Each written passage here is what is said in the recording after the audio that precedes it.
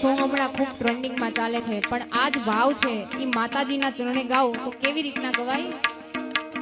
એ તારા મઢમાં બેસનારી કદી ખોટું નહીં બોલે, એ તારા મઢમાં બેસનારી કદી ખોટું નહીં કરે, તું સમરે હાચા મનથી માડી હા કલે રે આવે, એ સમરે હાચા મનથી ખોડલ હા કલે રે આવે, એ તારા મઢમાં બેસનારી ખોડલ કમાયું બોલે,